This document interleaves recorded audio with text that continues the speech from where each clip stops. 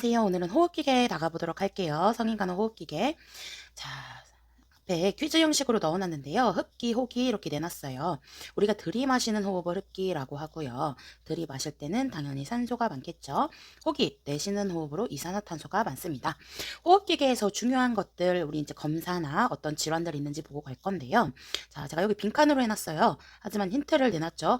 ABGA라고 하는 동맥혈 가스 분석 검사가 있어요. 동맥혈 가스 분석 검사. 얘 같은 경우는요. 동맥에서 채취하는 거죠. 그래서 대표적으로 우리 요골동맥과 대퇴동맥에서 체열한다 라고 얘기했었습니다. 병원에서는 우리 의사 선생님들이 한다고 생각하시면 될 것 같아요. 그래서 얘 같은 경우는 우리 기본간호에도 나오는데요. 폐의 환기 능력을 보는 거거든요. 폐의 동맥혈 산화 능력을 평가하는 거예요. 공기 중에 산소가 혈액 속에 포함이 되면 안 되기 때문에 요골동맥에서 예를 들어 체열을 했으면 우리 고무 패킹 같은 거요. 산소 안 통하게 밀봉되게 되는 헤파린 캡 같은 거 이렇게 해서 같이 니들 바늘에 꽂아서 공기가 안 통하게 우리 얼음통에 담아서 신속하게 검사실로 옮겼던 거 아마 기억하실 겁니다. 수업 시간에 아마 다 배우셨을 거예요. 자, 그리고요.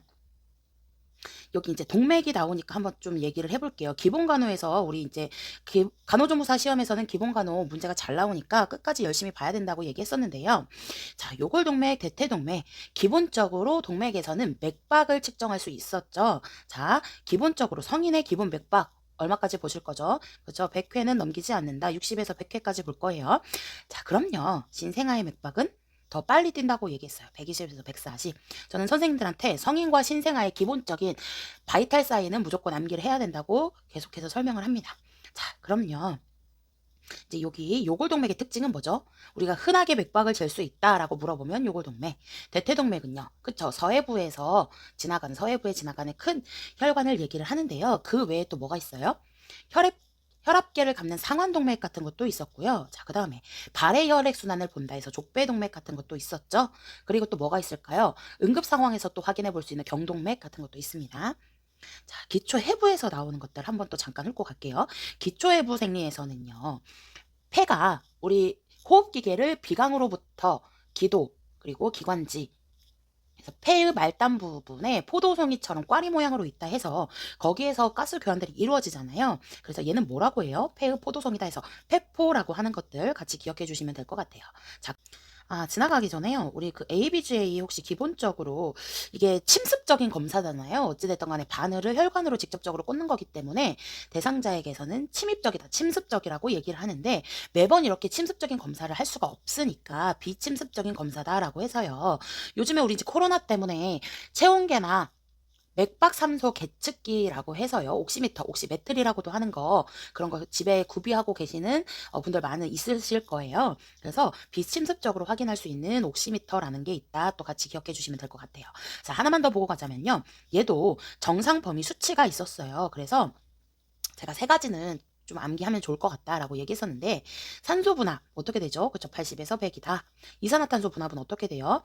얘는 삼겹살 오징어라고 생각하시면 됩니다. 삼겹살 오징어. 그리고 pH는 그대로 7. 이거 그대로 내려오시면 돼요. 7.35에서 7.45가 되겠어요. 객혈 간호 한번 보도록 할게요. 객혈은요, 일단 중요한 간호가 있어요. 가장 우선적으로 절대 안정시켜 줄게요. 절대 안정의 의학 용어 어떻게 되죠? ABR 꼭 기억해 주시고요. 모성 간호에서도 절대 안정이 우선시 되는 게 있었습니다. 임신성 고혈압이 있었죠. 왜요? 우리 임신성 고혈압 3대 증상이 있어요.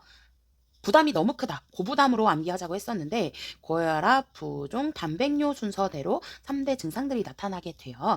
그래서 우리가 움직일 때마다 이제 에너지를 쓰게 되는데 임신성 고혈압 같은 경우는 혈압도 높고 부종도 잘 생기고 절대 안정을 해서 에너지를 최소화시켜 준다라고 얘기했었었죠. 자, 그다음에요. 또 이제 나머지 볼게요.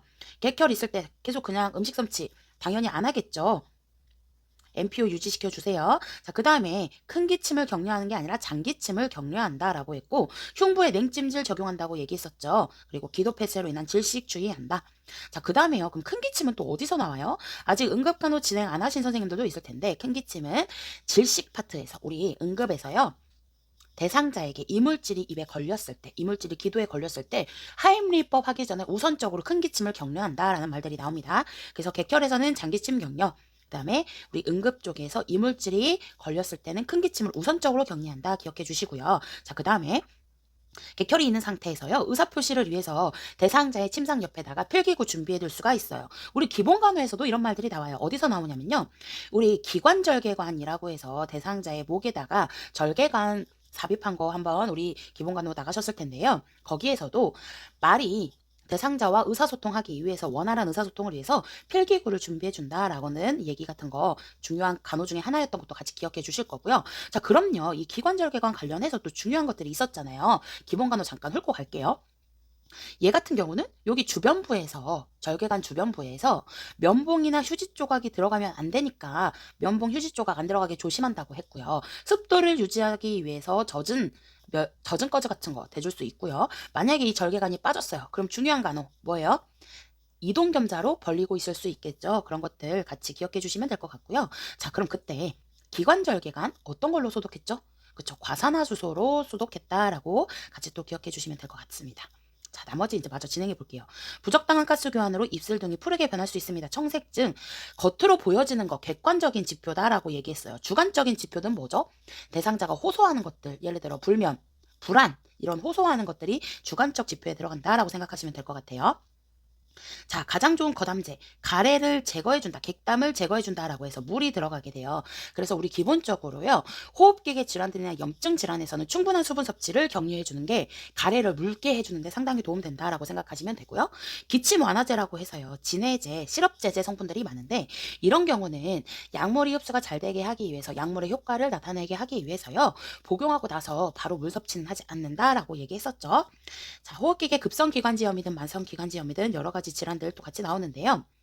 체외배과 물리요법이 필요한 사람, 우리 일반적으로 대상자가 호흡기계 질환이 있는데 지속적으로 침상 내에 누워 있어요. 원활한 기침을 뱉어내지 못해요. 그런 대상자에게 등을 두드려 주거나 체외 변경 등을 통해서 원활하게 객담이 분비되게 도와줄 수 있는 그런 경우들이 있었습니다. 자, 호흡기계 대표적인 질환 중 하나예요. 만성 폐쇄성 폐질환, COPD라고 하는데요. 저는 수업 때 만폐폐라고 얘기했었죠. 이름이 기니까 계속 얘기하는 게 어려워요. 자, 얘 같은 경우는요, 만성적인 호흡기계 질환이에요. 그래서 얘는 호흡 중추를 억제할 수 있기 때문에 산소를 고농도로 주지 않는다라고 얘기했었어요. 저농도로 준다라고 얘기했었죠. 자, 그럼 또 문제를 내게 볼게요. 저농도로 주려면요, 산소를 저농도로 주려면 우리 어떻게 줘요? 그쵸? 마스크가 아니라 비강 캐뉼라로 주겠죠? 산소 저농도로 준다. 2에서 6리터까지 보기도 하는데 제가 이 2리터를 꼭 기억하자고 얘기했었습니다. 자, 그 다음에요. 이 COPD, 가스 교환을 증진시키기 위해서 입을 모아서 숨을 길게 쉬는, 특히 호기를 길게 쉰다라고 얘기했었죠. 자, 그리고요. 그럼 도대체 여기 기초해부생리에서 호흡중추 억제할 수 있다고 했는데 호흡중추 어디라고 했어요? 구토, 연하, 뭐 이런 거랑 다 관련이 있다고 얘기했었는데 연수라고 얘기했었습니다. 꼭 기억해 주시고 해부생리에서도 특징적인 것들 몇 개 있었잖아요. 중추, 체온 조절 중추는 어디라고 했어요? 그쵸? 시상하부다라고 얘기했던 것들 우리 수업 때 열심히 했었습니다. 자, 그 다음에요. 나머지 볼게요. 자, 우리 결핵과 관련해서 나오는데 결핵은 간호조무사 시험에서 워낙 중요해요. 그래서 전범위에서 결핵들이 많이 나오는데 제가 너무 중요하니까 결핵은 오히려 한 장짜리 자료를 또 만들어 놨었잖아요. 약을 규칙적으로 복용합니다. 다양한 약을 장기간 복용하게 되어 부작용이 생겨도 계속해서 복용하게 된다라고 생각하시면 되는데 이 결핵 같은 경우는 1차 결핵 약물들 중요한 게 있었어요. 꼭 기억해야 되는 게 끝까지 복용한다 해서 제가 이리와 로 기억하자고 했어요. 이소니아지드, 리팜피신 같이 꼭 기억해 주시고요. 그 다음에요. 같은 1차 결핵약이 포함되는 놈인데 청신경 장애를 유발할 수 있다라고 해서 SM, 스트랩토마이신도 있었죠. 얘는 제8 뇌신경 인 청신경 장애를 유발할 수 있다. 난청을 유발할 수 있다라고 같이 얘기했었고요. 예방접종 이름이 뭐였었죠? 그쵸, BCG다라고 얘기했었습니다. 용량 0.1ml 피내 주사로 주는 게 좋다라고 얘기했었어요. BCG, B형 간염 이후에 보통 맞는데요.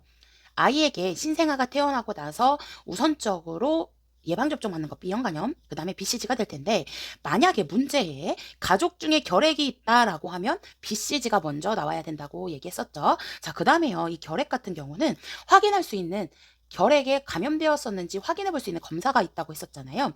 PPD 용액 이용한다. 투베르클린 반응 검사라고 해서 얘도 똑같이 팔의 전완 부위에다가 우리 항생제 피부 반응 검사 하는 것처럼요. 팔의 전완 부위에다가 약물을 넣었어요. 그럼 우리 항생제 피부 반응 검사 AST 같은 경우는요. 15분 이후에 확인을 했었잖아요. 근데 얘는 언제까지 확인한다고 했죠? 그죠? 3일까지 본다. 72시간까지 본다라고 얘기했었습니다. 그것도 같이 꼭 기억해 주시면 될 것 같아요. 결핵은 더 자세하게 하고 싶지만 여기에서 하기에는 너무 시간이 부족할 것 같고 혹시 좀 더 보고 싶으신 선생님들은 결핵 한 장짜리 있으니까 그걸로 부족한 부분 공부하시길 바랄게요.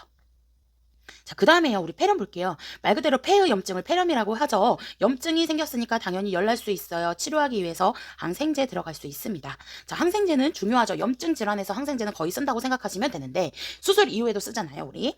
기초 약내에서 항생제 일정한 시간 간격으로 주는 이유가 뭔가요? 당연히 최소 혈중 농도를 유지하기 위해서 준다라고 얘기했었는데요. 이 항생제, 대표적인 항생제 뭐예요? 페니실린 같은 거 있어요. 무슨 실린, 졸린, 뭐 박탐 이런 계열로 끝나는 것들이 항생제가 대부분 많다라고 생각하시면 될 것 같아요. 아까 이 항생제 피부 반응 검사, 물론요, 항생제 중에 피부 반응 검사 안 하는 항생제들도 있어요. 근데 이제 하게 된다면 15분 뒤에 양성인지 그 항생제에 과민한 반응을 보였는지 확인해 볼 수 있다고 얘기했었죠. 그럼 하나 더 한다고 하면요. 항생제에 양성을 보였습니다. 항생제 아나필락티스 독성 쇼크, 뭐 벌에 물렸다, 독사에 물렸다. 이런 걸로 해서 올 수 있는 쇼크가 뭐예요? 그쵸? 혈관성 쇼크라고 얘기했었죠. 혈관성 쇼크다. 혈관이 막 늘어나고 이완된 상태. 그러다 보니까 혈압이 뚝 떨어진다. 대표적인 쇼크의 증상 들어간다고 얘기했었죠. 자, 그 다음 나머지 볼게요. 폐렴 중에서도요, 특히 연화곤란이 있는 환자가 잘 걸릴 수 있어요. 음식물을 꼭꼭 씹어서 음식물이 식도를 통해서 위로 들어가야 되는데 음식물이 잘못해서 기도로 들어가서 폐로 들어간 거예요. 그럼 음식물 자체가 염증을 유발해서 의빈성 폐렴이다라고 해서 걸릴 수 있겠죠. 자, 폐농양, 농이 찼습니다. 폐가 양쪽에 이렇게 두 개가 있잖아요. 근데 농이 찬 부분을 위로 가게 하게 되면 농이 흘러내린다고 했잖아요. 그래서 감염된 부위로 눕는다라고 얘기했었죠. 농이 찬 부분이 아래로 가게 한다라고 생각하시면 돼요. 우리 농이 찬 부분이 아래로 가게 되는데 기본간호에서 편마비 환자에서요. 자, 편마비 환자의 식사를 돕거나 체위를 도울 때 베개나 쿠션으로 지지하는 부분이 어디였죠? 그죠? 얘는 마비 쪽을 지지를 해줍니다. 건강한 쪽이 밑으로 가요. 그쵸? 왜요? 마비 쪽이 밑으로 가게 되면 그 마비된 부분이 눌리는지 압박이 가해지는지 알 수가 없기 때문에 건강한 쪽을 밑으로 간다고 했죠. 그럼 여기서 폐농약일 때는 농이 찬 부분, 감염된 부분, 환부, 아픈 부분을 아래로 가게 한다. 다른 거죠. 반대 개념이에요. 같이 이제 차이가 있다라고 해서 기억해 주시면 되고요. 농이 많아요. 늑막 삼출액인 양이 많은 경우에는 습성, 적은 경우에는 건성, 많은 경우 2000cc 이상을 얘기를 합니다. 많은 경우 습성, 적은 경우 건성. 모성간호에서도 2000cc가 양수 가다증의 기준이랑 똑같아요. 그리고 제가 이 2000cc는 그 얘기도 한번 했었어요. 일반적인 성인의 수분 배설량 수분 섭취량 해가지고요. 소변 배설량도 1500에서 2000이다 라고 얘기했었고요. 그러면 배출한 만큼 먹어줘야 되니까 1500에서 2000만큼 먹어라 얘기도 했었죠. 자, 그래서 호흡기계 질환에서 저는 이제 중요한 것들 다 이제 암기하시고 나면 나중에 그 외에 보완되는 것들은 따로 또 심화 버전으로 올릴 생각이거든요. 그래서 지금 이제 제가 올리는 것들을 잘 따라오신 선생님들은 그때 뒤 이어서 나중에 올리는 내용들도 참고해서 보시면 될 것 같아요. 지금 하는 것들은 무조건 꼭 암기는 하셔야 됩니다. 호흡기계는 여기까지 할게요.